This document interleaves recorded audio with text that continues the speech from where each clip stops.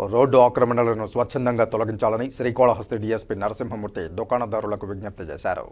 Srikalahasti rural police స్టేషన్లో DSP Narasimhamurthy శుక్రవారం విలేకరుల సమావేశం నిర్వహించారు. ఈ సందర్భంగా ఆయన మాట్లాడుతూ శ్రీకాళహస్తి పట్టణంలోని దుకాణదారులు తమ పరిధికి మించి ముందుకు వచ్చేసి ఉన్నారని, అందువల్ల ట్రాఫిక్కు తీవ్ర అంతరాయం ఏర్పడుతోందన్నారు. శ్రీకాళహస్తి ప్రముఖ శైవక్షేత్రం కావడం, అలాగే రానున్న మహాశివరాత్రి బ్రహ్మోత్సవాల దృష్ట్యా భక్తులు, ప్రజలు అధిక సంఖ్యలో విచ్చేస్తారని తెలిపారు. కావున ఆక్రమించుకుని ఉన్న కట్టడాలను స్వచ్ఛందంగా తొలగించాలని, తద్వారా ట్రాఫిక్ నియంత్రణకు ఎంతగానో ఉపయోగపడుతుందని, ప్రజలందరూ ఇందుకు సహకరించాలని ఆయన కోరారు. రోడ్డుపై ఉన్న ఆక్రమణలు తొలగించని పక్షంలో చర్యలు తీసుకోవడం జరుగుతుందని హెచ్చరించారు. నేర ప్రమాదరహిత ప్రాంతంగా శ్రీకాళహస్తిని తీర్చిదిద్దడానికి ప్రజలందరూ తమ బాధ్యతగా ముందుకు రావాలని ఆయన పిలుపునిచ్చారు. ఈ కార్యక్రమంలో సిఐలు పాల్గొన్నారు.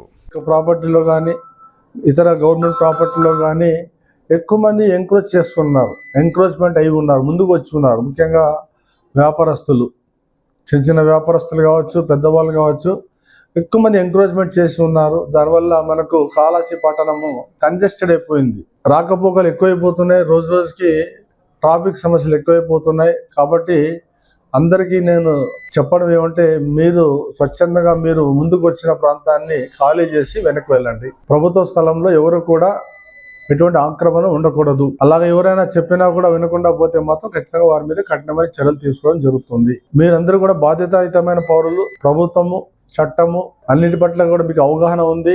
మీరు సహకరించవలసిన బాధ్యత మీ మీద ఉంది. కాబట్టి మీరు మాతో సహకరిస్తారని, మీ సహకారంతో మేము కాళహస్తి పట్టణాన్ని నేరరహిత, ప్రమాదరహిత, ఇతరత్ర అన్ని కూడా మనము క్లీన్ శ్రీకాళహస్తి టౌన్ గా మనం మలచడానికి ప్రయత్నం చేస్తున్నాము. అందులో మీరు కూడా భాగస్వాములు కావాలి. ట్రాఫిక్ విషయంలో కానీ, నేరాలు నియంత్రించడంలో కానీ ప్రజలు మాకు కూడా సహకరించాల్సిన బాధ్యత మీ మీద ఉంది. కాబట్టి మీ అందరిని మేము రిక్వెస్ట్ చేస్తున్నాం, మాతో సహకరించండి. ఉన్నతమైన సేవలు అందించడానికి మేము ఎల్లప్పుడూ సిద్ధంగా ఉంటాము.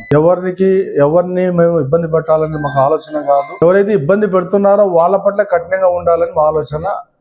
జనరల్ పబ్లిక్ చట్టం పట్ల, ప్రభుత్వ నిర్ణయాల పట్ల, లేకపోతే ఈ ఏవైతే రూల్స్, రెగ్యులేషన్, నియమాలు ఉన్నాయో దాని పట్ల గౌరవించే వాళ్ళను మేము కూడా గౌరవించాలి. కాబట్టి రూల్స్ వయలేట్ చేసే వాళ్ళ పట్ల మేము కఠినంగా ఉంటాము.